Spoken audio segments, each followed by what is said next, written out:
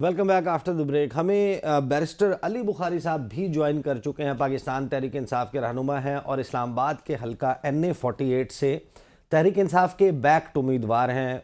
आज़ाद हैसियत में इलेक्शन लड़ रहे हैं। उनका सिंबल जो है वो इंटरेस्टिंगली पैराशूट है और तहरीक इंसाफ का ये भी कहना है कि जो उनके बैक्ड उम्मीदवार हैं उनको जानबूझकर कुछ इस किस्म के अजीबोगरीब सिंबल्स अलॉट किए गए हैं जो उनके खिलाफ एक नेगेटिव कैंपेन के लिए इस्तेमाल हो सकें। पाकिस्तान के सियासी मंजरनामे पर बात होगी।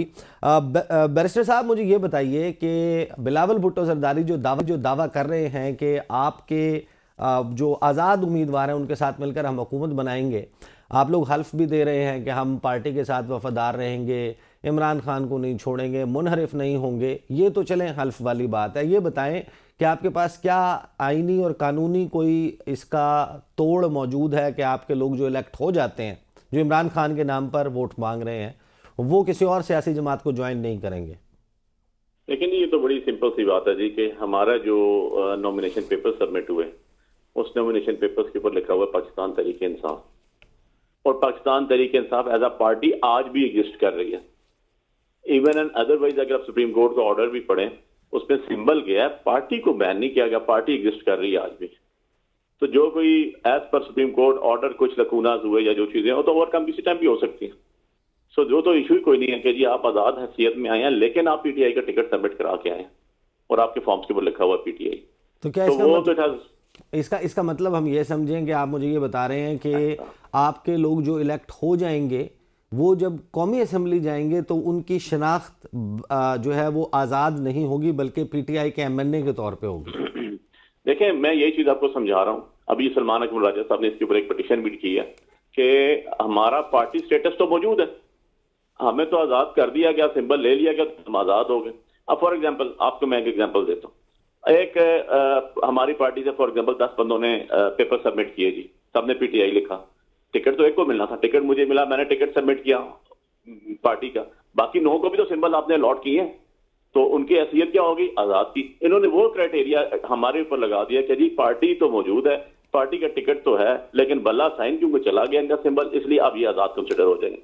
अब जो इस पे नेक्स्ट सवाल आपने किया था वो तो पार्टी पॉलिसी है, जो पार्टी पॉलिसी होगी, जो MNA जीत के जाएगा PTI के प्लेटफॉर्म से एज आजाद, वो पार्टी पॉलिसी फॉलो करेगा। इसमें तो बड़ी सिंपल सी बात है, कोई रॉकेट साइंस तो नहीं है।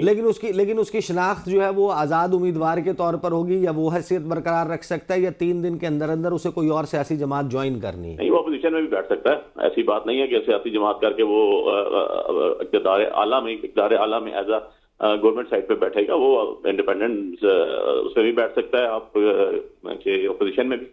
सही, इसके ऊपर ज़ाहिर है कि मुख्तलिफ आराम मौजूद है। आप मुझे ये बताइए कि हमने देखा कि बानी तहरीक इंसाफ इमरान खान साहब जो हैं उन्होंने अपने उम्मीदवारों से ये कहा कि आप लोग इतवार के दिन बाहर निकलें, कैंपेन का भरपूर कैंपेन का आगाज़ कर दें। तो आप लोग इसके हवाले से कोई तैयारी कर रहे हैं या फिर जो अब हमने देखा कि इस्लामाबाद हाई कोर्ट से फ़ैसला आ गया, जो 3 MPO के हवाले से बाबर सत्तार साहब का फ़ैसला था, उसे आर्जी तौर के ऊपर इख्तियारात डिप्टी कमिश्नर्स को दे दिए गए हैं कि वो मेंटेनेंस ऑफ पब्लिक ऑर्डर के तहत जो है वो नज़रबंदी के अहकाम जारी कर सकते हैं, तो अब उसकी वजह से शायद आप लोग नहीं निकलेंगे। एग्जैक्टली क्या कैंपेन किस तरह की चल रही है? देखिए जी, कैंपेन तो मैं आपको बड़ा सीधा बता रहा हूँ जी। मैं इस्लामाबाद में NA48 से कैंडिडेट हूँ।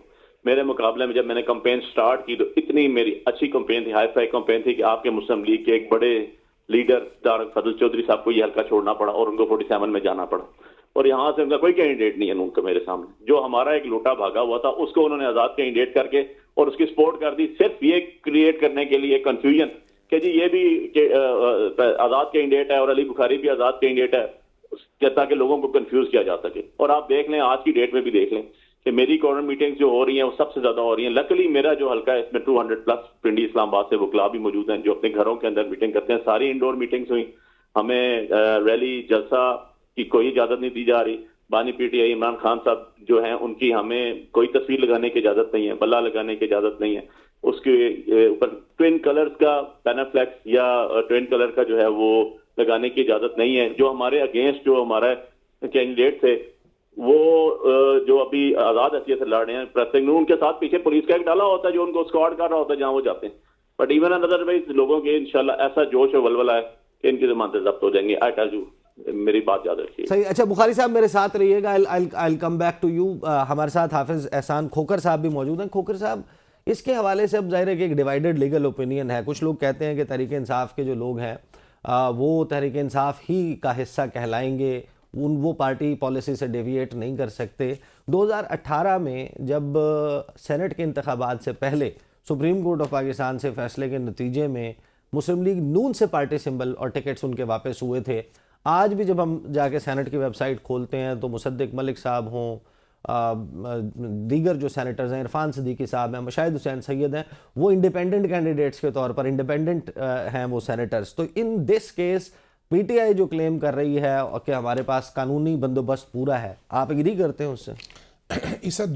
اس کے اندر چیزیں, ایک یہ ہے کہ کسی بھی پارٹی کا ممبر ہونا اور اس پارٹی کے ساتھ مل کے الیکشن لڑنا یہ ایک اور بات ہے, اور دوسرا یہ ہے کہ کسی پارٹی کے الیکشن سمبل پہ لڑ کے پارلیمنٹ کے اندر جانا اس کے اور کانسیکوینس ہے, لیگل کانسیکوینس ہے اور لیگل بینیفٹس ہیں. اگر آپ کسی پارٹی کے سمبل پہ الیکشن لڑ کے پارلیمنٹ کے اندر جاتے ہیں تو آپ کو 3 ایڈوانٹیج ہے. نمبر 1 ایڈوانٹیج یہ ہے کہ آپ اپنی ریزرو سیٹس لے سکتے ہیں جو منارٹیز کی ہیں اور ویمن سیٹس کی ہیں, تقریباً 70 کے قریب یہ سیٹس ہیں. اس کے بعد یہ ہے کہ جب آپ اندر جاتے ہیں آپ کے ممبرز جو ہیں تو ان کے اوپر آرٹیکل 63A کا ایک کلاگ لگتا ہے کہ 4 ایسی چیزیں ہیں کہ جن کی وجہ سے وہ شخص اگر پارٹی ڈائریکشن کو وائلیٹ کرتا ہے یا پارلیمانی پارٹی کے ہیڈ کو وائلیٹ کرتا ہے تو وہ پاکستان کی اسمبلی کا ممبر نہیں رہ سکتا. اور وہ ہے آپ کی ووٹ آف کانفیڈنس. جب آپ نے پرائم منسٹر یا چیف منسٹر کو الیکٹ کرنا ہے, وہ آپ کا منی بل ہے, وہ آپ کا کانسٹیٹیوشنل بل ہے اور وہ آپ کا ووٹ آف نو کانفیڈنس ہے. اب یہ چیزیں جو ہیں وہ اسی صورت اویلیبل ہوتی ہیں کہ اگر آپ کسی پارٹی سمبل کے اوپر الیکشن لڑ کے جائیں. اب دوسری سچویشن یہ ہے کہ 2002 کے اندر جنرل مشرف کے دور سے جب یہ آئی تھی اسپیشل سیٹس آئیں, ویمن کی آئیں, تو اس کے اندر ان کا چونکہ ڈائریکٹ الیکشن نہیں ہے تو ان کو آپ نے پروپورشنز کی بنیاد پہ کیا ہوا ہے کہ جتنی آپ کی ایم این ایز کی سیٹ آپ لے کے آئیں گے اس کے مطابق آپ کو ڈیوائڈ کر دیا جائے گا. اب اس کے اندر کانسٹیٹیوشن کے اندر آرٹیکل ہے 51(5), اس کے اندر یہ لکھا ہوا ہے کہ اگر کوئی شخص جو ہے وہ بغیر کسی پارٹی کے الیکشن لڑ کے آتا ہے, یعنی کہ سمبل پہ لڑ کے نہیں آتا اور وہ انڈیپینڈنٹ کینڈیڈیٹس کے طور پہ آتا ہے, تو اس کے پاس 3 دن کے لیے 2 آپشن ہیں. ایک اس کا آپشن یہ ہے کہ وہ کسی بھی پولیٹیکل پارٹی کو جوائن کر سکتا ہے, اور دوسرا یہ ہے کہ وہ اپنا سٹیٹس ریمین انڈیپینڈنٹ رکھ سکتا ہے.